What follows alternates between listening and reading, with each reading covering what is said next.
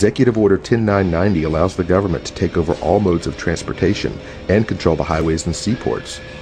10995 allows the government to seize and control the communications media.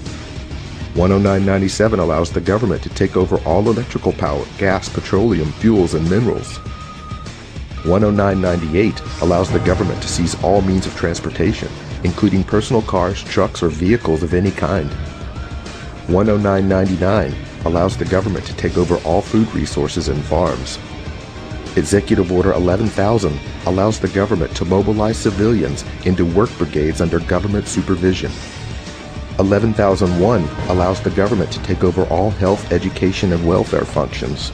The NDAA. Yeah, absolutely. They don't even have to have charges. Yeah, I know. They can hold you indefinitely without charges or trial. Yeah, right? Secret rendition, fly you out of the country, all of that stuff. Now, he signed this thing because he knows that he can't get majority support in the Congress. As crazy as the Congress is, he wouldn't get 2/3 support for this. Last Friday, on July 6, 2012, President Barack Obama released his latest executive order, a 2,200-plus word document offered as the assignment of national security and emergency preparedness communications functions.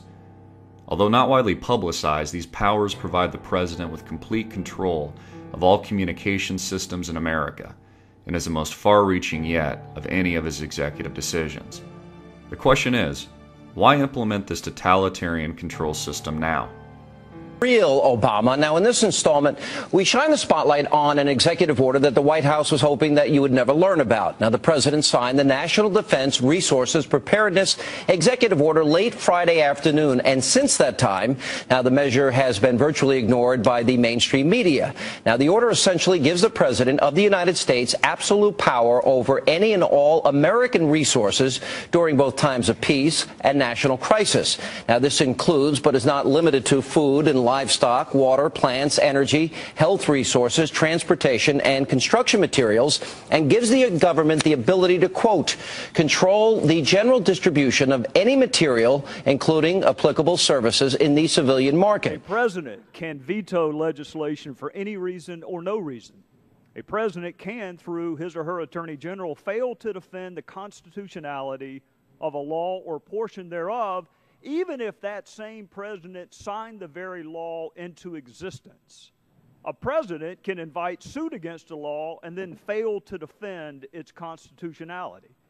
A president, under some curious definition of prosecutorial discretion, can fail to enforce certain laws even though money has been appropriated and there has been no challenge to its constitutionality. And Professor Schroeder used a new test called good faith, which I have not heard previous to today. That, in essence, Mr. Chairman, is a second veto. But it is more insidious than the first veto because now you can pick certain portions of a law and enforce it and ignore other portions, even if the bill was only passed because of a compromise between competing positions.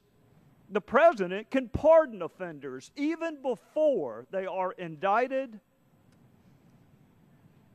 or prosecuted. Obama signed his own executive order which allowed for the president to enact slave labor on a large scale on American soil. For the Americans who have been targeted for FEMA camp detention, most will voluntarily self-incarcerate in order to avoid starvation for both their families. Third world population control using food and primary weapons has been long matter of official covert U.S. national policies.